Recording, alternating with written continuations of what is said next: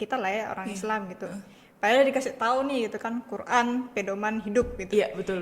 Tapi kok masih ada sebagian dari kita orang Islam juga yang kayak masih denial gitu sama Quran yang benar-benar pedoman hidup dari Tuhan gitu kan. Betul banget. Kayak betul tadi imajinasi gitu. Iya, Kita tuh suka fantasi. berfantasi itu terus kayaknya menimbulkan pertanyaan-pertanyaan yang agak aneh sih. Iya, Terkadang agak aneh. ya. Betul. Keluar Nah dari itu fitrah. mungkin banyak orang yang menciptakan cerita-cerita. Nah itu tuh sebenarnya itu dari buah fantasi yang mungkin di zaman dulu mulut dari moto-moto itu kan sangat ini banget ya, sangat dipercaya orang zaman dulu ya karena nggak punya media. Oh iya, Nah itu mungkin kenapa teori-teori tersebut bisa muncul gitu muncul ya. dan sangat-sangat dipercayai. Itu kalau asumsi saya pribadi Iya sih. Kalau sih, ya. menurut Kak Seli sendiri gimana? Assalamualaikum Kak Seli. Waalaikumsalam warahmatullahi Masya wabarakatuh. Allah, gimana kabarnya nih? Alhamdulillah baik. Gimana juga kabarnya? Alhamdulillah saya juga baik Kak. Alhamdulillah. Saya senang banget Kakak mau hadir di podcast ini tentunya. Terima kasih Karena kita bakal banyak sharing-sharing sih. Gitu. Nah kali ini saya ditemani oleh Kak Seli Novira. Beliau adalah social media spesialis. Ya bisa dibilang beliau salah satu tim kreatifnya Koroa ya teman-teman. Dan juga bisa dibilang beliau ini yang mengurusi Instagram ya, khusus platform Instagram ya. Iya betul. Nah, terus Kak Seli, kita bakal ngulik-ngulik nih tentunya mengenai sosial medianya Koroa, kemudian mengenai bidang ini, bidang sosial media spesialis yang sedang kakak geluti. Nah, tentunya teman-teman sekalian, podcast ini akan sangat, insya Allah semoga mampu memberikan manfaat untuk teman-teman sekalian. Bagi teman-teman yang memiliki bisnis dan ingin mengembangkan usahanya, boleh banget nih nonton podcast ini sampai habis. Boleh banget. Boleh banget ya. Oke, Kak Seli, boleh ceritain nggak motivasi awalnya Kak Seli tertarik untuk menggeluti bidang sosial media ini? Motivasi awal ya. Sebenarnya tuh secara apa ya? Kecelakaan tanda kutip. Wah. Gila kecelakaan banget nih. Waduh, kok bisa itu kecelakaan tuh? Jadi tuh sebenarnya agak nggak nyangka gitu terjun di dunia kreatif gitu kan, karena menurutku pribadiku sendiri tuh ya dari zaman sekolah, entah itu sekolah atau kuliah gitu kan, merasa diri ini nggak ada kreatifnya gitu, karena anaknya sangat tekstual dan pokoknya semuanya naratif gitu lah. Iya. Nah jadi tuh segala yang berbentuk visualisasi entah gambar video tuh kurang tertarik justru gitu kan. Sampailah waktu di perkuliahan itu pernah ikut organisasi dan menempati di bidang baru, kebetulan namanya media dan komunikasi. Oke, itu kuliah ya? Iya kuliah. Dan awal-awal itu semester pertama? iya semester 3 gitulah. Oke. Terus ya disitulah ketemu gitu dengan bidang serba visual. Oke. Ya agak kaget gitu kan. Terus dikasih amanah tugasnya ini, kamu harus ini ya handle media sosial, dan itu baru pertama kalinya juga gitu bermedsos itu. Nah itulah kecelakaan pertama gitu, emang harus kan aku perbanyak kayak belajar lah jadinya, belajar secara otodidak, entah itu foto, video, desain, editing segala macam. Nah itu di pertama kali memegang semua hal-hal kreatif tuh di situ, di organisasi ini. Oke, berarti di organisasinya itu kakak dipilih ya? Iya. Untuk masuk divisi itu? Iya. Pantes dibilang kecelakaan guys. Pantes, ternyata dari situ kecelakaannya. Kecelakaannya. Oh, saya pikir itu memang kakak milih sendiri gitu. Ternyata enggak. dipilihin Dipilih ya? ya. Aduh, apa nggak ada orang lain lagi sebenarnya? Kayaknya iya. Kayaknya siapa nih? Kamu aja katanya. Iya. Terus berarti kakak mulai belajarnya itu otodidak juga ya. Itu kakak menggeluti organisasi itu tentunya di divisi media dan sosial itu sudah berapa lama? Total 2 tahun sih. Total 2 tahun. Iya 2 tahun. Oke. Kalau untuk keseharian kakak sendiri itu bagaimana mungkin selain di Koroa? Wah, di rumah ya. Tidak banyak apa ya. Anak rumahan sih, tidak banyak menggeluti komunitas, nggak ada ikut komunitas apapun sih justru. Ya ketemu teman ya jarang juga gitu. Berarti cuma komunitas kampus yang organisasi itu ya? Iya. Dan sekarang pun sudah nonaktif, maksudnya di diri aku aja ya. Ya karena udah selesai juga iya, studinya betul. ya. Sekarang udah banyak regenerasinya lagi lah membernya betul. gitu. Ya paling di rumah ya Ya, ya. Ya, Bahan, di rumah, ya di rumah. rebahan. Kalau Tapi mungkin ada hobi yang digeluti di rumah gitu. hobiku ya nonton film, biasanya streaming gitu. Sama Film ya apa? film khususnya aku lebih ke horor sih. Oh, Anda suka horor Iya, ya? horor thriller. Berarti Iya. kok bioskop itu lagi munculin film horor terbaru, Anda gercep Oh ya? iya iya, bekasnya kalau buka Tix ID tuh ada horor gitu. Gas. Siksa Neraka kemarin udah nonton belum? Wah, itu belum dah. Sibuk ya, sibuk banget nih. Selain daripada itu mungkin daripada nonton Baca buku sih. baca buku. Baca buku. Sukanya buku apa? Apa ya? Sekarang sih lagi baca buku, ada itu namanya tentang sapiens. Apa sih itu? Filsafat ya kayaknya itu ya. Filsafat bagi penulis yang percaya dengan revolusi Darwin. Yang Ya, agak-agak. ini loh. Darwin yang kerap bukan sih? Iya betul. Jadi si penulis ini percaya sama teori Darwin itu. Nah, untuk aku kayaknya maksudnya tertarik lah gitu dengan pemikiran orang kenapa bisa percaya teori Darwin. Dan kan kita hanya percaya sama Allah.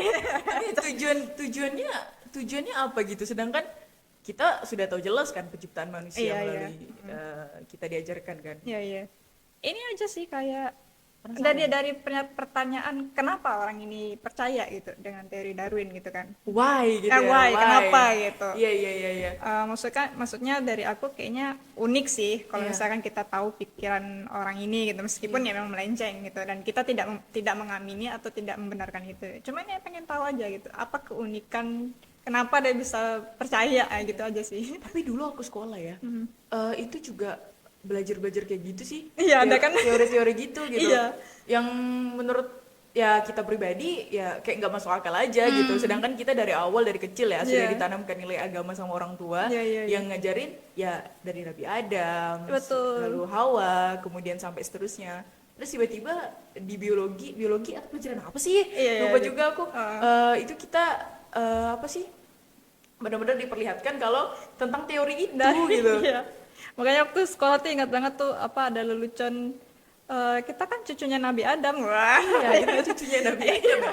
Kok bisa nyasar Ada ke monyet ya, gitu. ke kera-kera ini gitu. Iya. Gitu sih dulu. Tapi saya tuh pribadi ya suka mikir gini, kalau memang misalnya, tapi ini dangkal ya, saya juga nggak terlalu mempelajari teori tersebut gitu. Maksudnya kalau memang kita dari monyet, dari kera gitu, kemudian berubah-berubah jadi manusia sampai sekarang, terus kenapa kera ya tetap jadi kera, Iya, betul. simpanse tetap jadi simpanse. Saya mikirnya gitu sih, tapi itu mungkin SMP ya, pikiran SMP kayak gitu. Tapi justru itu orang yang percaya teori Darwin pun juga nggak ada menjelaskan itu gitu. Mereka pun tidak bisa menjelaskan gitu. Masa? Itu ya selama aku membaca itu pun tidak ada jawaban gitu. Kenapa kera-kera yang sekarang Iya. gitu kan nggak ada tuh yang berubah jadi manusia ya ibarat kayak gitu kan. Nah itu. Nah itu nggak ada tuh tidak ada jawabannya gitu. Berarti Jadi kan teori itu tuh kayak ya maksudnya kalau dari sejarah logika kan memang dangkal ya berarti kan memang kuasanya Allah lah iya. gitu. Terus belum lagi teori ayam dulu apa telur dulu. Wah, Wah. mikir nih. Terus teori Big Bang. Oh iya, Iya. tabrakan planet ya. Iya, tabrakan planet sampai Iya. membentuk gitu. Oh, itu juga aku pengen baca sih. Iya. Heeh. Kayak aneh aja sih, cuman ya udahlah ya. Iya. Terlalu banyak mikirin itu, mending mikirin yang lain aja ya. Ya, di situ juga mikir sih kalau misalkan kita balik ke pandangan Islam gitu ya. Iya. Jadi kayak ini sih menyadari kayak inilah kebesaran Allah gitu, menciptakan manusia tuh unik gitu. Iya. Dia manusia tuh dikasih akal, terus dia cerdas gitu Iya. kan, tapi ya itu kecerdasannya dia tuh menimbulkan pertanyaan-pertanyaan yang kayak wah iya juga, terkadang ya juga, tapi ternyata akal itu juga bisa ya meninggikan dan bisa mendangkalkan juga kan. Iya. Tapi saya sempat mikir bahwasanya mungkin itu hanya fantasi ada Nah, beberapa betul, teori betul. yang hanya berdasarkan fantasi semata. Iya betul. Karena kalau semakin kesini tuh semakin kesana. Iya. Iya, Kayak nggak terkontrol ya. Iya, banyak hal-hal itu yang bahkan banyak loh sekarang Kak manusia sudah keluar dari fitrahnya. Oh iya betul sih. Oh iya zaman Banyak sekarang. banget kan? Iya betul. Nah, itu banyak orang yang keluar dari fitrahnya. Itu yang membuat tuh kadang ya gimana gitu. Sebenarnya kita manusia tuh fitrahnya begini, tapi kok bisa jadi begitu gitu. Iya. Iya Nah kan? itu apa ya? Kalau ditarik lagi tuh kayak misalkan kayak kita lah ya orang Islam gitu. padahal dikasih tahu nih gitu kan, Quran pedoman hidup gitu. Iya, betul betul. Tapi kok masih ada sebagian dari kita orang Islam juga yang kayak masih denial gitu sama Quran yang benar-benar pedoman hidup dari Tuhan gitu kan. Betul banget. Kayak betul tadi imajinasi gitu. Iya, Kita tuh suka fantasi. berfantasi itu terus kayaknya menimbulkan pertanyaan-pertanyaan yang agak aneh sih. Iya, Terkadang agak aneh. ya. Betul betul. Keluar Nah dari itu fitrah, segala macam itu sih. iya sih. Jadi saya pribadi tuh ngerasa kayak, waduh, ini gimana ini? Iya kan? Iya. Kita sendiri kayak bingung juga gitu karena makin banyak orang yang menciptakan cerita-cerita. Nah itu tuh sebenarnya itu dari buah fantasi yang mungkin di zaman dulu mulut dari moto-moto itu kan sangat ini banget ya, sangat dipercaya orang zaman dulu ya karena nggak punya media. Oh, iya, Nah itu mungkin kenapa teori-teori tersebut bisa Muncul gitu ya. dan sangat-sangat dipercayai. Itu kalau asumsi saya pribadi Iya sih. Kalau sih, ya. menurut Kak Sili sendiri gimana? Ada ini juga sih, ada kaitannya, dan jadinya kenapa juga orang percaya sama mitos kan ya? Iya, jatuh-jatuhnya kayak kita percaya sama mitos. Iya, mitos itu kalau kita ulik tuh kayak apa ya, hayalan kita gitu, hayalan, bukan hayalan sih, apa sih, kayak asumsi lah. Iya. Asumsi yang justru timbul dari kebohongan gitu. Iya itu makanya. Terus tapi kita percaya, oh iya juga, kayak diterima sama akal kita gitu kan, oh iya juga ya, tapi itu bohong gitu. Iya sih, betul. Tapi yang pasti aja lah ya kan. Betul. Tetap pedoman kita sebagai umat Islam tentunya ya Quran dan Sunnah. Betul. Nggak lebih daripada itu gitu. Dari kasih ini masa kita Iya. membiarkannya gitu aja gitu. Tapi terkadang ya kita tuh saking terlalu banyak melencengnya dari sebuah sunnah ataupun sebuah ajaran yang sudah Quran sebagai pedoman hidup kita tuh masih merasa diri kita tuh benar banget. Nah, seperti tadi kakak bilang, terlalu denial ya. Nah itu kayak contoh lah, kita diperintahkan untuk menggunakan kerudung yang harus sampai menutupi dada. Tapi masih banyak kok orang yang nggak mau terima hal itu. Iya. Dengan ada dalih-dalihnya ya. Iya, banyak banget dalihnya. Nah itu seperti aku pribadi mikirnya, wah gitu, gimana gitu. Tapi balik-balik lagi sebenarnya karena mungkin sebelum-sebelumnya kita juga kurang paham agama gitu kan, tetap introspeksi diri sih dengan yang sebelum-sebelumnya. Bahwasanya ya kita juga butuh proses untuk hijrah ya kak, menjadi lebih baik kan. Karena setiap manusia kan tetap punya sisi jatuhnya juga sih, sisi futurnya gitu. Tambah sisi kita juga masih kurang paham ilmunya tentunya kayak gitu. Iya sih, apa ya, kalau pribadiku ada sesuatu hal yang udah diperintah sama Allah ya, berarti itu kayak tadi kerudung kan, udah diperintahkan secara mantep tuh, menutupi hingga dada dan menggunakan pakaian longgar gitu kan. Nah kita tuh suka berdalih dengan banyak tuh dalihnya, aku tuh belum siap gitu. Iya, aku dan belum siap. Aku tuh belum dipanggil dalam tanda kutip untuk berhijrah gitu kan. Niatku tuh belum sebesar itu ya gitu kan. Iya betul. Cuman tuh maksudku ya, pemahamanku lah ya, ini tuh udah diperintah tek gitu kan, udah wajib nih gitu. Apa alasan kita buat menolak itu berarti gitu betul. Kan? Ini nih kalau apa ya, kalau kita baca betul-betul tuh perintah dari Allah langsung, kenapa kita harus kayak entar dulu gitu. Itu kayak agak bertanya-tanya juga sih di pribadi aku, kenapa gitu, kenapa kita masih denial gitu sih. Itu makanya sama juga dengan kayak kasus pacaran dan lain sebagainya. Itu tuh apa ya, aku tuh sempet ya kak kayak dengar beberapa kajian bahwasanya ketika kita itu bangga dengan sebuah dosa. Nah itu sebenarnya adalah tingkat termasuk level yang paling parah sebenarnya. Kita terlalu bangga dengan dosa kita, dengan pacaran diumbar-umbar. Nah betul. Kemudian ya sama aja kan kayak kita membanggakan dosa. Udah tau kan itu salah gitu. Iya, kita terlalu menormalisasi hal-hal kayak gitu. Bahkan banyak hal-hal yang sebenarnya ada beberapa orang yang kurang itu tapi di famous kan, dikenalkan kayak gitu kan. Iya. Betul tadi yang kita terlalu bangga dengan dosa kita, terus dinormalisasi, terus ketika orang ditegur kitanya marah gitu kan, kayak kenapa? Iya, dan anehnya apa? Orang tua kak, kamu kok nggak bawa pacar kamu ke sini? Iyalah, iya lagi. Bapak ibu, tolong. Ada lagi. Nah itu kenapa gitu kan? Maksudnya kita nih ya sebagai anak perempuan itu tentunya menjaga marwah keluarga. Termasuk anak laki-laki juga tentunya. Tapi kenapa malah kadang ayah yang jelas-jelas yang bakal nanggung dosa anak perempuannya ya semasa belum menikah ya. Itu malah nanya hal kayak gitu. Malah dituntut gitu. Iya betul sih. Aneh kan? Tapi sudahlah teman-teman, kali ini kita akan membahas sosial medianya Mas Qoro'a. keperempuanan ya tadi. Karena kalau kita lanjutkan ini makin asik Iya, tentu ya. betul. Jadi ya udah di belakang podcast aja gitu nyambungnya ya. Part 2 mungkin boleh ya. Part dua. Oke, Kak, tujuan Qoro'a untuk membuat sebuah konten di platform Instagram itu tujuannya sebenarnya apa sih? Tujuan Qoro'a ya. Tujuan gedenya sih Qoro'a itu kan sebuah aplikasi belajar Quran gitu. Kita Qoro'a ini berangkat dari permasalahan kita negara Indonesia yang mayoritas adalah orang Muslim yang terbanyak di dunia kan. Iya, betul.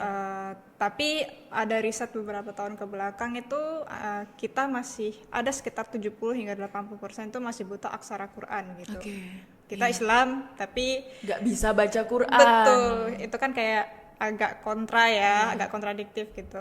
Mungkin kalau paham ilmu Qurannya oke gitu. Kita sebagian besar pasti tahu isi Quran itu apa gitu. Cuman balik lagi kalau kita tarik dari sejarah gitu, sejarah Nabi Muhammad yang didatangi malaikat Jibril gitu ya. Wahyu pertamanya adalah Iqra gitu. Bacalah gitu. Nih, baca nih Quran gitu kan. Iya. Nah, maksudnya dari sejarah itu tuh memang kita sangat ditekankan gitu untuk cari ilmu dan pahami si Quran gitu kan. Cuman makin kesini dengan riset tadi itu berarti kesimpulannya kita agak menghilangkan wahyu dari malaikat Jibril itu tadi ya, perintah pertama untuk orang umat Muslim berarti gitu kan. Nah, kenapa kok hilang gitu? Kenapa justru kita malah buta gitu, buta aksara gitu kan sedih jadinya. Iya, betul. Nah, tapi di sisi lain Qoro'a juga sempat ya, tim-tim Qoro'a gitu ya, sempat juga kayak nyari-nyari data, nanya-nanya ke anak-anak muda gitu kan. Ada sebagian dari mereka kayak pengen belajar Quran, pengen belajar ngaji gitu. Cuman umurku yang udah 20-an tahun gitu kan, mau ngaji tuh malu gitu. Iya, betul. Mau ngaji terus kalau misalkan yang belajar ngaji kan pasti cari ustadz atau nggak komunitas mengaji yang pasti ngajinya di masjid atau surau gitu kan. Kalau datang ke sana tuh banyaknya anak-anak gitu. Malah justru anak-anak yang ngajarin saya malu jawaban-jawaban mereka tuh ada yang seperti itu gitu kan. Betul. Jadi mereka tidak belajar dalam tanda kutip tuh karena malu, umur mereka udah tua tapi juga mau belajar nggak ada yang ngajarin gitu kan. Nah, Qoro'a itu berangkatnya dari situ gitu. Jadi terus ngelihat perkembangan zaman yang serba teknologi, serba gadget gitu kan. Nah, terus tim-tim kita juga berpikir ya kenapa kita nggak gunakan teknologi ini untuk membantu teman-teman Muslim kita gitu kan untuk belajar Quran ya. Lahirlah Qoro'a gitu kan, aplikasi ini gitu. Nah, untuk di medsosnya sendiri ya kita bantu mendorong gitu gimana caranya kita ngebantu audiens kita di medsos untuk belajar Quran atau belajar ngaji ya dengan konten gitu. Kan sekarang serba konten gitu ya. Nah, jadi kita dorongnya kita ngebantu mensyiarkan belajar Quran tuh dari situ juga. Memanfaatkan platform Instagram. Iya, betul. Tapi kan begini, aplikasi Qoro'a sebetulnya kan sudah lengkap juga materinya kan, dari dasar bahkan sampai hingga mahir gitu. Namun tetap saking supportnya itu kita bantu juga di platform Instagram, sekalian juga lebih mengenalkan aplikasi Qoro'a ya. Iya, tentunya. betul. Oke, seperti itu. Baik. Terus kira-kira kalau dari Kak Seli pribadi lah ya, pencapaian seperti apalah yang diharapkan untuk pengikut Qoro'a atas konten-konten yang telah Kakak sajikan? Pencapaiannya ya. Pastinya kenal Qoro'a Weng. Iya, itu betul juga itu sih. betul sih. Iya, betul. Ya pasti dia kenal Qoro'a Iya, dulu. pasti kenal Qoro'a. Satu itu minimal udah Iya, pasti. udah pasti gitu Apapun kan. Qoro'a, apa sih Qoro'a nih? Oh, aplikasi belajar Quran. Download sekarang. Weh, promosi banget tuh. App Store, Play Play Store. Store, ya. Oke, Ada. Download sekarang. Ada sekarang. Belajar ngaji Sekarang ya. Ini pertama di post dulu podcastnya. Anda pergi ke Play Store. Oh enggak di deskripsi saya udah nyelipkan ini. Linknya ya, iya betul. Klik aja linknya. Kamu Betul sekali. pengguna iOS atau Android? Ya, Pilih. Langsung download. Yes. Sekarang. Ya udah saya tunggu. Oke, lanjut. Ya kenal Qoro'a. Terus yang kedua pencapaiannya sederhananya ini sih ya belajar bareng sih. Maksudnya itu Iya. tadi berangkat dari latar belakangnya Koroa gitu kan, tetap konten-konten yang kita sajikan pun berupa edukasi, Iya. belajar Quran gitu. Nah, tujuannya sih kalau di konten ini kita sajikan yang sangat dasar, sangat ringan gitu. Jadi bisa mencapai ke audiens yang memang bener-bener nggak tahu sama sekali nih huruf hijaiyah pun belum tahu sama sekali gitu. Iya. Karena emang ada tuh yang belum tahu huruf hijaiyah gitu. Nah Sama kita, sekali ya. iya. Jadi kita sajikan dengan yang ringan dulu, kayak kita belai-belai lah dulu gitu Oke, kan. Ayo, iya. ya belajar yuk gitu kan. Ayo Nah, belajar jadi yuk. jadi natap Instagram Qur'an dulu, terus kalau misalkan dia udah suka kan berarti download nih aplikasinya kayak Iya, gitu. download langsung aplikasinya. Masuk ya. Oke. Berarti ya tetap balik-balik lagi sih membantu orang untuk belajar Quran ya pastinya. Iya, Dengan betul. edukasi pembelajaran Quran. Pencapaian sih harapannya begitu sih. Ya, oke. Terus gimana sih Kak Sally tuh mempertahankan audiens agar tetap bisa stay di Quran kayak gitu. Tetap stay di platform Instagramnya. Oke, ini berhubungan dengan teknis di ini sih, konten sih berarti, teknis di medsos ya. Pertahankan apa ya audiens ya itu, kalau kita lihat di konten kan sangat-sangat dinamis gitu ya, cepat gitu pergerakannya. Jadi kita kalau di sebagai orang sosial media itu harus setiap harinya ataupun bahkan setiap jamnya tuh kita melihat pergerakan apa yang terjadi di media sosial gitu. Iya. Nah, kita yang menyesuaikan mereka, apa yang mereka mau, apa yang mereka inginkan, itu kita tarik garis besarnya dan kita buat gitu. Jadi apa ya, semakin kita mengikuti keinginan mereka tuh semakin kayak oh iya mereka suka nih gitu kan. Maksudnya hatiku aku kayaknya sangat ngeklik sama ini nih, akun ini nih gitu kan. Nah, jadinya tetap sih sama kayak teori marketing juga sih. Jadi kalau misalkan apa yang mereka butuh, apa yang mereka inginkan, nah kita sajikan gitu. Biar mereka tetap sama kita gitu. Itu sama tekniknya di medsos juga kayak gitu. Tapi ada nggak sih kakak lihat respon dari pengikut-pengikutnya Qoro'ah tentang konten-konten yang disajikan itu gimana? Oh, beragam sih. Kalau di Instagram tuh justru audiensnya agak cerdas gitu, agak kritis gitu. Wah.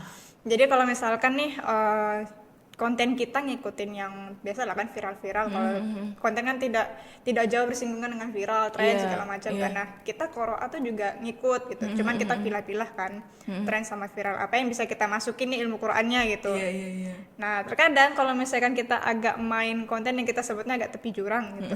Nah, banyak tuh ternyata yang Pro kontra iya, ya. pro kontra gitu kan. Misalnya ada yang apa yang negatif komennya, kayaknya ini nggak pantas deh kalau tren ini dengan ilmu Quran gitu kan. Padahal kalau menurut kita kayaknya nggak ada yang salah gitu kan. Iya, betul. Terus kalau dari yang sisi positifnya sih kayak oh asik ya, ternyata bisa digunakan untuk belajar Quran gitu, dan ternyata masuk gitu kan. Nah itu sih kayak tantangannya di situ gitu. Kalau misalkan kita buat konten yang berupa tren atau viral gitu. Tanggapannya begitu sih. Kalau misalkan kayak ada konten yang cuman B aja gitu, edukasi biasa aja tuh biasanya kayak ada request dari audiensnya, kayak nanya gitu kan, misalnya Min, kalau misalkan huruf nun ketemu mim itu hukum tajwidnya apa ya? Gitu kan. Biasanya dari pertanyaan-pertanyaan itu kita buat konten balik tuh biar kayak ngejawab mereka. Berarti dibikin VT ya, bahasanya ya kayak gitu ya. Terus cara viral, gimana sih caranya viral? Apakah memang ada teknisnya atau ya untung-untungan gitu? Gimana? Itu adalah pertanyaan yang saya tanyakan sampai sekarang. Sebenarnya kalau disimpulkan ya, viral itu sebenarnya untung-untungan sih sampai sekarang ya. Kalau kesimpulanku pribadi gitu. Cuman ada konten kreator yang lain juga bisa bilang bisa diusahain kalau viral itu gitu. Nah, cuman kalau yang poin diusahakan itu, jujur aku pribadi masih belum ketemu tuh usahakannya gimana gitu. Memang sih ada teknis-teknis tertentunya kayak ngikut algoritmanya segala macam gitu. Cuman kalau aku pribadi sampai sekarang kayaknya untung-untungan sih. Kalau kita berkaca dengan konten Qoro'ah yang pernah dibuat gitu, adalah beberapa nggak satu dua kali sih, adalah sering, nah juga sering sih, adalah beberapa kali gitu konten yang rame. Itu juga ramenya bukan karena viral gitu, maksudnya bukan karena kita ngikutin konten yang tren, tapi justru kayak konten yang receh kita buatnya, Iya, dan iya. kita nggak sangka-sangka ini, Nggak expect ya. nggak expect ini, kita prediksinya nggak akan viral sih, kayaknya Iya, be aja betul, sih, betul. dan tapi viral gitu, Iya. rame nih yang nonton gitu. Tapi kalau misalkan kita buat konten yang ngikut tren, malah justru kan prediksi oh ini rame nih gitu Iya, kan, iya. enggak, be aja. Ya tapi Pasti be aja memang gitu. ada sih beberapa saya lihat itu kan di aplikasi-aplikasi Instagram. di Instagramnya Koroa maksudnya. Nah itu tuh banyak banget tuh yang viewersnya banyak lah pokoknya, bener-bener beda lah mungkin sama di beberapa konten yang mungkin biasa-biasa gitu. Iya. Dan sebenarnya memang ringan banget. Ada beberapa yang ringan, Iya. tapi nggak semua kan. Yang viral itu yang ringan kontennya. Sama, ya betul-betul. Jadi itu bener-bener sebenarnya ya sampai saat ini pun sosial media spesialis mengatakan nggak expect juga. Iya, gak bisa juga gitu. Iya. Sama ini sih ada juga yang bilang kalau viral itu ya kuncinya di konsisten gitu, konsisten buat kontennya gitu. Oke. Kalau misalkan kita udah mematok nih seminggu berapa kali, misalnya 3 kali gitu, maksudnya seminggu 3 kali, ya udah seminggu 3 kali harus konsisten tek gitu, tepat waktu. Dan kalau misalkan itu sering dikerjain tuh ada hasilnya juga gitu, bakal viral juga gitu. Cuman ya itu masih tanda tanya sih, masih kayak mencari-cari juga gitu. Oke, tapi ada hal nggak sih yang benar-benar konten atau apalah gitu atau strategi mungkin yang benar-benar sudah terbukti nih, sudah terbukti efektif untuk menarik perhatian dari para audiens, para pengikutnya Koroa lah kayak gitu. Ada nggak? Ada. Pertama tuh dari segi komunikasinya sih. Oke. Kalau misalkan komunikasi kita tuh, kalau anak muda tuh pengennya diajak ngobrol gitu. Jadi meskipun dia nonton video konten nih, tapi kalau bahasa kita tuh memang beneran ngajak ngobrol ke dia tuh pasti ngeklik gitu. Kayak ada apa ya? Ada respon yang kayak oh iya ya, gitu tuh berarti dia udah ngeklik tuh sama ini video gitu. Nah itu efektif. Ada efektif ke kontennya gitu. Oke, tapi itu memang rentang usia anak muda aja atau ada beberapa yang mungkin usia yang anak-anak atau orang yang lebih dewasa mungkin yang tertarik dengan hal sedemikian? Oh ya, Eh, spesifiknya emang ke lebih anak muda sih. Anak muda. Anak muda. Dan kebetulan audiens Koroa tuh juga mengarah ke anak muda karena kan memang banyak kasusnya ke anak muda kan yang masih mau belajar gitu. Iya. Meskipun tidak dipungkiri ada orang tua juga sih yang masih mengejar ilmu Quran gitu. Iya. Cuma ternyata dengan yang bahasa kita ngikutin anak muda, orang-orang tua pun juga kayak oh ya udah gitu, selama ini masih kayaknya aman sih dalam tata bahasa segala macamnya, mereka Iya. masih menerima dan masih paham-paham juga gitu. Iya. Terus untuk tadi Kak sampaikan bahwasanya memang viral itu berarti ya juga apa ya bisa dibilang ya tidak semerta-merta kita harus ngikutin tren ya. Dan untuk perkara tren pun ya harus dipilih-pilih juga, kita harus memfilter lagi gitu. Tapi kalau menurut Kak Sel pribadi memandang tren mungkin di masa depan untuk konten pembelajaran Quran itu gimana? Tren ya, kalau kita prediksi di masa depan tuh agak bukan apa ya, kayak tidak bisa diprediksi gitu loh. Biasanya tuh dari hari ini ke hari esok tuh tren yang naik agak tidak disangka-sangka gitu. Iya, iya, Jadi kalau misalkan tren itu tetap ada sepertinya itu, dan karena semakin kesini berbagai model macam medsos tuh juga ada, masing-masing medsos juga ada berbagai trennya kan. Iya. Nah itu sih tantangan Koroa tuh ya gimana kita bisa nyesuaiin dan berada dalam wibawanya Koroa biar nggak ke ini kan, maksudnya nggak keluar dari fitrahnya. Iya. Karena ingin kepengen ikut trennya, Iya. tapi malah keluar jalur dan menurunkan wibawa. Marwah juga. Iya, apalagi ilmu Quran kan. Iya. Itu kita ini sih agak menahan diri juga sih. Karena saya itu sejujurnya ya sangat menyayangkan ada beberapa tren tuh mungkin bisa dibilang viral juga kan, masuk gitu kan. Iya, iya, iya. Nah itu tren-tren yang ya nggak tahu lah ya, ini asumsi saya pribadi ya, tolong kalau mau hujat jangan sampai dihujat juga. Jangan. Karena apa ya, viralnya tren-tren itu yang joget-joget gitu-gitu ya kan, joget-joget yang apa ya, yang menurut saya memang nggak mungkin kan joget-joget kita sambungkan dengan Quran dan lain sebagainya. Cuman Nggak. iya, cuman sayang sekali gitu. Kenapa ada beberapa konten yang mungkin sedikit kurangan faedah gitu lebih cepat naik, lebih cepat viral gitu. Tapi kalau tren-tren yang mungkin lebih mengajak untuk edukasi ataupun yang lainnya tuh jarang. Itu kalau menurut tanggapan Kak Seli sendiri gimana sih? Iya, tren yang tidak mengedukasi ya, dan tanda kutip ya. Sebenarnya tuh balik lagi dengan ini sih, kita pribadi tidak bisa mengontrol media sosial gitu, karena sudah banyak orang yang make itu, ya memang tidak bisa dipungkiri, dan kita tidak bisa dikontrol juga gitu dengan tsunami informasi, tsunami tren ini. Iya. Pribadi kita juga tidak bisa mengontrol media sosial, tapi yang bisa kita kontrol adalah gimana bijaknya kita bermedsos aja gitu. Jadi misalkan ya pengen memaksimalkan media sosial dalam mengedukasi, cari edukasi, ya kita pergunakan itu dengan mencari konten-konten yang isinya edukasi gitu. Kalau misalkan anti banget nih sama yang tren-tren yang joget-joget tadi itu, ya silakan di skip gitu. Itu aja sih, gimana kita bisa mengontrol diri aja sih dalam bermedsos gitu. Iya. Dan apa tujuan kita bermedsos itu, ya maksimalkanlah di situ gitu. Iya.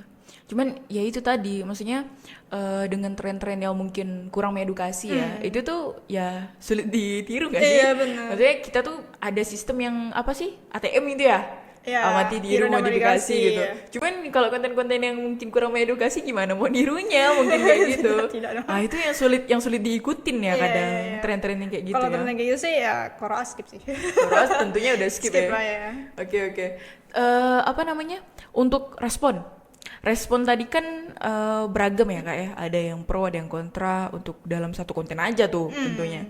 Tapi untuk respon orang-orang yang mungkin baru kenal aplikasi Quora dari platform Instagram ini mengenai Quora, kan pasti banyak tuh apa ya yang menanyakan kalau wah seru nih belajar Quran. Nah pasti orang positifnya gitu ada gitu. Tapi kan pasti banyak tuh orang nanya berbayar gak sih? Wah, Nah kan berbayar. Nah tentunya kita tahu sendiri untuk fitur belajar Quran memang berbayar. Nah harganya itu kan 1 bulan 50.000 ya. Iya. 50.000 ya seharga 2 gelas 2 gelas kopi. Nah, 2 gelas kopi gitu. Tapi kok kita ambil paket yang 1 tahun kan lebih murah kan? Iya, Diskon 50%, 1 tahun betul. 300.000 aja. Tapi kita udah dapat pembelajaran eksklusif yang diajarin dari dasar hingga mahir. Ah itu keren banget sih. Namun dengan orang-orang seperti itu ada positifnya tadi, Iya. tapi yang negatifnya pasti ada kan? Ada. Kayak lah kok belajar ngaji bayar, Iya, itu ya ada kan? Terus juga udah pernah sih saya singgung di podcast sebelumnya sama Kavi. Namun itu kan dari sisi aplikasi ya. Iya. Kalau ini kan saya mau nyinggung dari sisi platform Instagram. Nah, terus gimana tuh Kak Seli menanggapi hal itu? Karena banyak banget kan yang mengaitkan seperti ini. Itu kan ya keagamaan. Kamu kan ngajarin Quran, pahala dong. Iya. Masa harus bayar gitu? Nah, tapi gimana tuh Kak Seli menanggapi hal itu yang orang komen-komen seperti itu? Iya. Kalau di respon orang di media sosial, biasanya sih kalau kita balas langsung sih enggak, tapi kita Oke. biasanya balas dengan konten yang isinya mengedukasi, kayak memberitahu secara halus gitu. Oh, Biasa sih begitu. Berarti nggak dibalesin ya komentar seperti itu? Iya, biasa kan kalaupun balas pun balasnya kayak bercanda-bercanda doang gitu, biar kayak nggak sakit hati banget nih orang gitu. Iya, Cuman kita kasih balasnya lagi, kita kasih konten yang edukasi lagi ke dia, kayak ya ngejawab dia secara halus lah. Oh, seperti Cuman itu. kalau ditanya secara pribadi, ya betul sih ada stigma gitu. Belajar Quran, belajar ngaji kok bayar gitu. Iya. Kalau misalkan sama juga tuh kayak kita yang cari guru ngaji atau ustadz gitu kan. Kalau misalkan dia minta bayar tuh kayak langsung kok bayar gitu. Padahal kan bisa jadi itu mata pencarian ustadz itu sendiri gitu kan, belajar ngaji biar dapat rezekinya juga gitu kan. Kayak ini sekolah pribadiku mandangnya ya belajar ngaji itu sama juga kita kursus atau les bahasa asing gitu, yang kita rela-rela bayar beratus-ratus ribu gitu kan untuk bisa pinter bahasa asing gitu. Iya. Sama kita belajar ngaji juga sama dengan mempelajari bahasa Arab gitu kan, sama-sama les nih gitu. Ya menurutku ya wajar gitu, ada tenaganya, ada tenaga orang yang mau ngajarin kita, ya kita apresiasinya dengan ya kalau memang dia butuhnya uang gitu kan, rezeki, ya kenapa tidak gitu Iya. kita kasih. Padahal kan ya kalau misalnya tadi kita singgung mengenai les belajar bahasa asing ya itu udah wajib sebenarnya. Kalau kamu belajar bahasa Mandarin kah atau bahasa apa itu nggak wajib. Tapi kalau baca Quran Wajib ya. Ya kan? Iya. Wajib. Bahkan ya tadi udah disinggung bahwasanya mengenai wahyu yang turun dari Nabi Jibril ke Nabi Muhammad SAW. Malaikat Jibril ya. Malaikat Jibril ya maksud saya. Ya, mohon maaf. Jadi ya Iqra, baca Betul. Namun sangat disayangkan kalau fakta mengatakan bahwa data kita masih sekitar 70-60% masih buta aksara Quran. Iya. Nah, itu. Iya, Jadi belajar ngaji tentunya ya les kita. Iya, kayak gitu. Namun lah, jangankan untuk aplikasi belajar Quran lah ya, Kak ya. Guru ngaji aja deh yang benar-benar datang ke Betul. private malah. Banyak banget guru ngaji yang private, Kak. Tapi karena stigma itu yang sudah tertanam di masyarakat kita. Tapi saya rasa ini hanya oknum ya, Kak ya. Nggak semua lah. Saya rasa pasti masih banyak kok orang-orang di luar sana yang sangat menghargai dan sangat mengapresiasi guru ngaji. Karena apa ya, seseorang, Kak, yang mau benar-benar mendedikasikan dirinya untuk tetap terus belajar Quran dan memahami Quran sampai ke tajwidnya, sampai ke benar-benar sedetail itu. Bahkan kita aja lah ya, yang apa ya, mungkin kita bisa baca Quran, tapi mungkin kita masih belum fasih belajar Quran. Baca Quran kan masih perlu belajar. Bahkan bisa dibilang mungkin ya saya pribadi ya masih ada beberapa lupa hukum tajwid. Namanya apa sih, kita bisa tahu bacanya nih. Iya, tapi apa kita ya nggak tahu namanya? namanya apa ya? Iya, Izhar betul. kah? Iklab kah? Iya, Ya ikhfa kan? kah ya? Ikhfa kan? Jadi ya sama aja sih dengan mungkin ya orang-orang yang belajar bahasa asing atau lain sebagainya, atau belajar ilmu-ilmu apapun, ya sama guru ngaji juga mendedikasikan hal itu. Iya, benar. Nah, sayangnya dengan stigma-stigma di beberapa oknum masyarakat itu yang membuat ya guru ngaji jadi dipandang rendah kan. Coba nih ya Kakak lihat-lihat di mungkin luar negeri, seperti negeri tetangga kita di Malaysia atau lain sebagainya, itu sangat-sangat menghargai guru ngaji. Kenapa saya bilang seperti itu? Itu beberapa saya lihat bahwasanya mereka itu bahkan sudah ditetapkan gajinya, dan jika kita rupiahkan itu lumayan loh. Sangat diapresiasi ya. Dan benar-benar istilahnya ya, kalau lah andai kata ya, guru ngaji ini sebagai profesi untuk dia menafkahi keluarganya, katakanlah seperti itu. Nah, itu tuh insya Allah ya cukup aja dengan hal gaji segitu gitu. Itu kalau asumsi saya pribadi ya, Kak. Tapi kalau di Indo belum tentu, meskipun nggak semuanya ya, saya nggak memukul rata semuanya, namun ada beberapa yang kayak gitu. Nah, kalau tanggapan Kak Sili itu gimana dengan hal kayak gitu? Nah, itu dia ya. Apa ya kayak sayang gitu loh. Kenapa ilmu sepenting ini gitu, tapi terhadap tenaga pengajarnya tuh kita malah meremehkan gitu, dengan berdalih ya kalau misalkan pengen transfer ilmu Qur'annya ikhlas dong, kan pahala. Nah, bawa-bawa pahala itu. Bawa-bawa pahala. Pahala nih, maksudnya iya betul pahala ya gitu, betul. ya betul gitu kan. Tapi tahu apa ya, konsep pahala tuh juga ada konteksnya gitu kan. Ini kita lihat dulu nih gitu kan, dia sudah berkontribusi tenaga nih untuk kita gitu kan, dan kita justru yang ke dia gitu loh kan, minta tolong nih ke dia nih gitu kan, sebagai kita orang yang meminta tolong, bukankah kita mengapresiasi dia gitu kan. Nah, pengennya sih harapannya semoga stigma ini tuh hilang gitu, biar kayak tenaga-tenaga yang seperti ustadz atau komunitas belajar ngaji di luar sana tuh juga mendapatkan rezeki yang mungkin setimpal gitu dengan apa yang tenaga dia berikan kepada murid-muridnya gitu. Iya, karena kan ya dia mengajarkan Quran tentunya. Terus dengan hal kayak gitu ya setidaknya ada apresiasi lah dari kita. Benar. Itu sih yang paling enak. Ya, tapi ya sudah lah ya teman-teman. Ya, harapan kita ya semoga ya stigma hal itu bisa hilang dan masyarakat bisa lebih mengapresiasi guru ngaji tentunya. Amin. Namun untuk Quora ini sendiri itu banyak banget nggak sih Kak tenaga pendidik yang menggunakan aplikasi Quora untuk sebagai materi pembelajaran dia ngaji atau lain sebagainya? Tenaga pendidik ya. Iya. Sekarang ini Quora baru mulai berjalan ke mitra-mitra gitu ya, khususnya ke tenaga pendidikan gitu. Udah mulai mengembangkan sayapnya nih gitu. Pengennya itu tadi kita mau masuk ke ranah lembaga pendidikan biar entah itu si murid atau mahasiswa kita juga bisa bantu secara fix lah ya gitu, biar kayak konsisten nih. Kalian adalah orang yang berpendidikan ya, tapi tidak meninggalkan dari sisi Qur'annya gitu kan. Apalagi kalau misalkan ya kita juga ngebantu memberantas buta aksara itu dari lembaga pendidikan juga gitu kan. Jadi bisa tahu gitu monitoringnya, progresnya gitu kan. Jadi seimbang lah antara pendidikan dari segi apa ya, duniawinya dan agamisnya sejalan gitu. Keren keren keren. Oke, balik lagi mungkin ke sosial media ya. Iya, Nah, jauh ya. tapi memang gitu ya, kadang kalau udah ngobrol nih ya dari duniawi sampai akhirat kan. Iya, iya. Iya betul banget. Ini kalau balik-balik lagi sama sosial medianya Quora, mengenai khusus untuk platform Instagram itu sendiri sih Kak, gimana sih Kak Sally itu menanggapi atau menghadapi algoritma Instagram yang berubah-berubah? Nah ini kan jadi problem setiap sosial media spesialis mungkin. Iya, Itu betul. gimana Kak?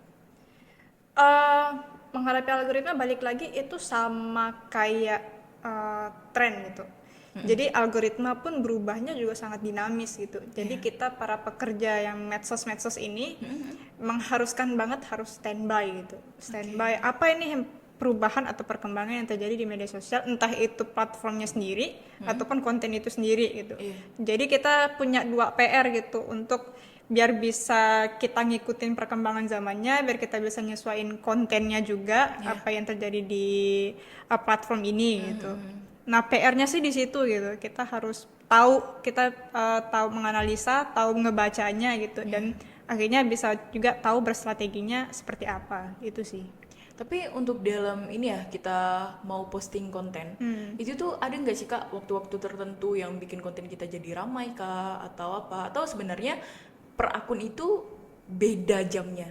Karena kan audiens pasti terbentuknya beda, pengikutnya beda. Ada beberapa itu saya baca bahwasanya katakanlah kayak seperti Quora, pasti kan pengikutnya adalah orang-orang yang mau belajar Quran kan. Ya, saya yakini sih tentunya bahwa teman-teman yang follow Quora adalah kalian yang mau belajar Quran, sudah punya niat bagus. Betul. Saya apresiasi sekali sih. Ayo kita belajar bareng di Quora. Iya, iklan lagi nih.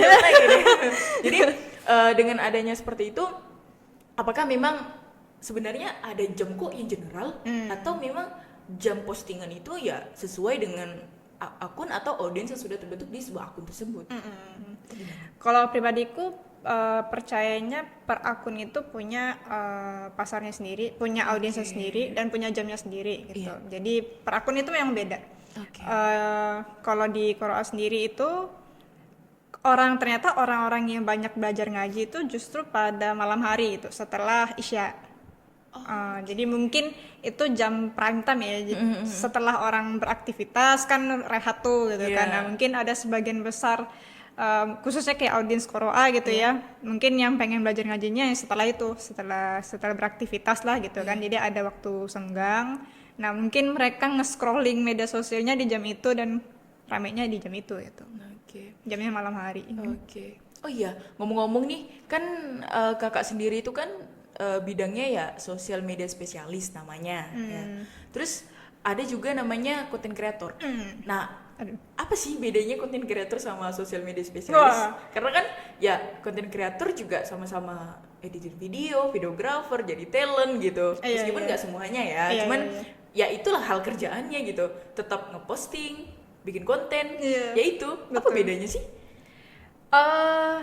Kalau dibedain tuh sebenarnya beda tipis sih, kalau pribadiku lah ya, beda tipis sih. Mungkin bedanya ada di ranah profesinya gitu. Kalau konten kreator itu apalagi kalau konten kreator pribadi ya, kayak misalnya kita lihat-lihat influencer atau selebgram kan dia pribadi tuh kayak semuanya sendiri gitu. Tapi memang ada beberapa hal yang kalau udah gede ada timnya gitu kan, ada tim kreatifnya ya. Iya betul. Tapi kalau misalkan kayak yang masih baru-baru kan dia sendiri tuh. Nah, dia menobatkan dirinya ada konten creator karena dia mempersiapkannya semuanya sendiri gitu. Entah itu dari ide, dia yang videografernya, dia yang editornya, dia yang menulisnya gitu kan.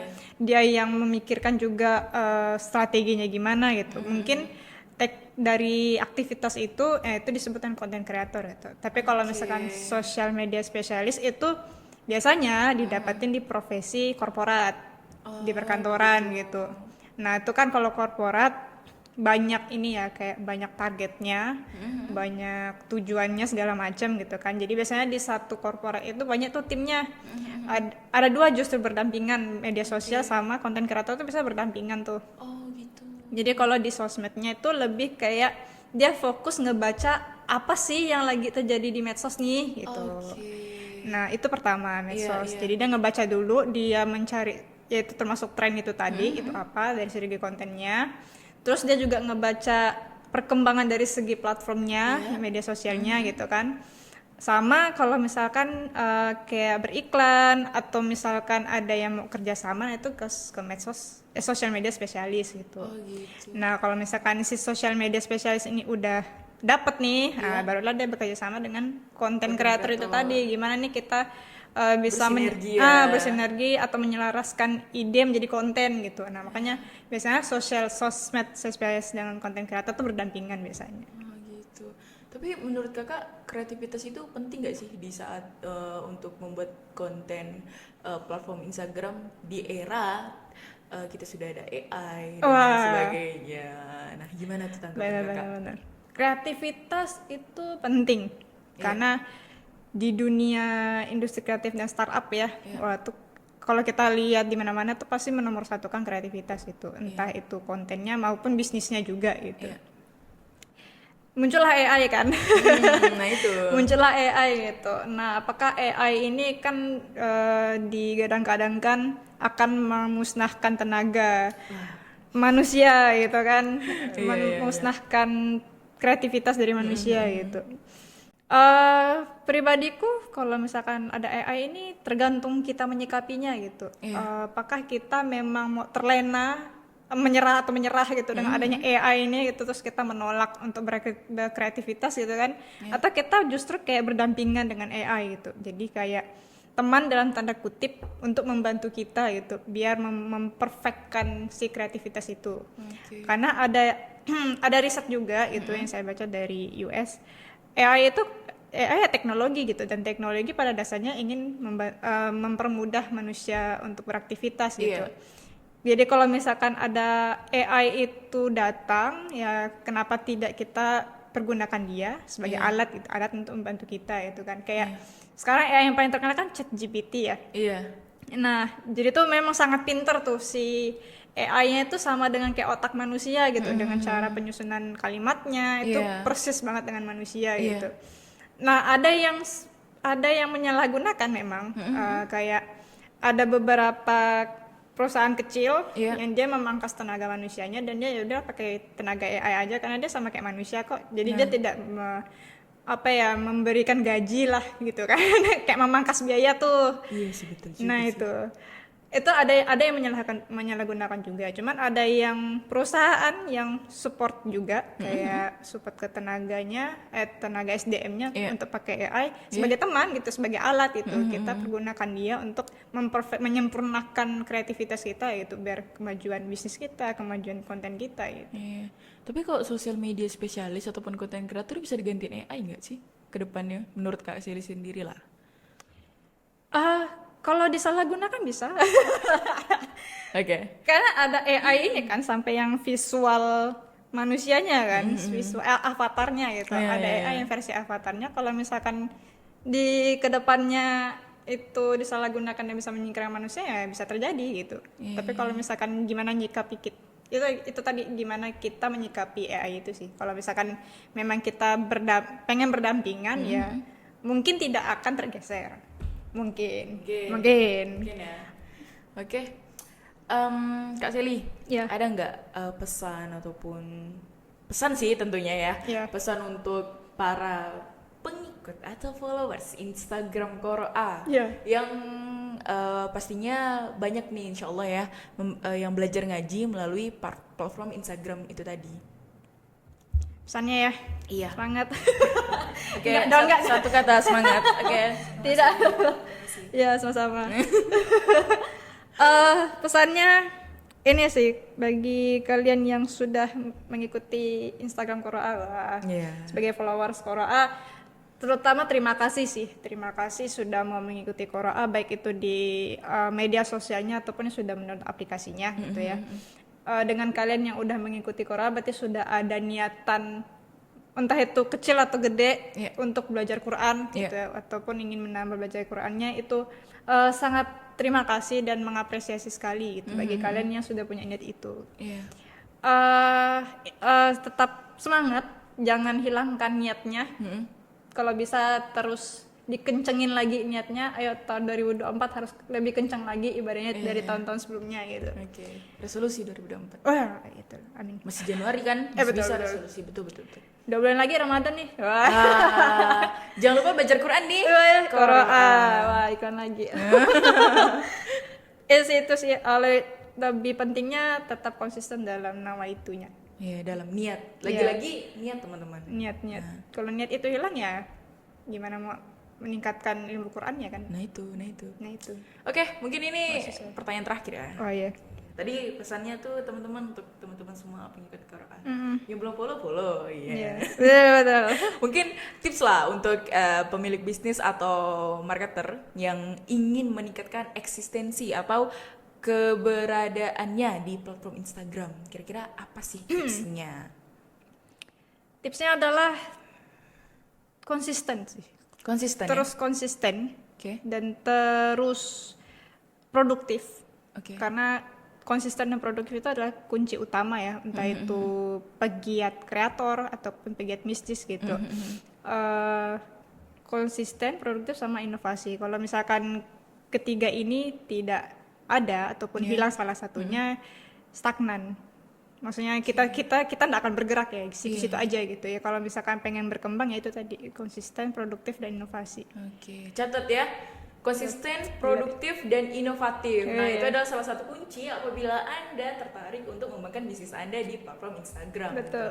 Meningkatkan eksistensi ya, keberadaannya ya. Biar makin banyak dikenal gitu. Namun intinya pastikan untuk pengikut original ya. Iya. Jadi anti itu. Ya udah. Yang bayar ya. Ya, anti banget gitu. Namun yang pasti apa ya? Jadi pesan tentunya teman-teman untuk tetap terus belajar Quran pastinya, karena sebaik-baiknya manusia adalah yang belajar Quran dan mengajarkannya. Wah, Masya Allah. Jadi, kalau orang tuh kan banyak ya Kak ya, nggak punya apa ya, nggak punya skill untuk mengajar. Nah, betul, kan baik guru ngaji emang banyak, tapi belum tentu semua orang bisa jadi guru ngaji meskipun benar. kita ya paham ilmunya atau lain sebagainya. Karena ya menjadi seorang pengajar nggak semua orang, susah juga gitu. Jadi mungkin kalau saya pribadi ya Kak ya, salah satu kita bisa untuk terus membantu untuk yang tadi mengajarkan Quran, yaitu kita menyebarkan aplikasi Quran. Iya betul sekali. Iya, karena kalau kita menyebarkan manfaat dan banyak orang yang merasakan manfaatnya, saya rasa insya Allah lah kita juga ada amal jariahnya di situ, meskipun sedikit mungkin. Enggak sih. Ya, tapi kita nggak ada yang tahu kan, wallahu alam. Besar kecilnya sebuah pahala ataupun sebuah amal ya tentunya kembali lagi gimana Allah mau ngasihnya kita seberapa kan tentunya. Iya, dan gimana niat kita sih, apakah kita memang ikhlas atau memang butuh imbalan gitu kan. Wah, kalau butuh imbalan kan makin kecil tuh kepalanya. Oke, baik Kak Sally. Jazakillahu khairan sudah datang. Semoga podcast kita kali ini mampu memberikan banyak manfaat dan mungkin teman-teman bisa menemukan inspirasinya dan tercerahkan seperti itu. Oke, assalamualaikum warahmatullahi wabarakatuh. Waalaikumsalam warahmatullahi wabarakatuh. Ya, terima kasih juga.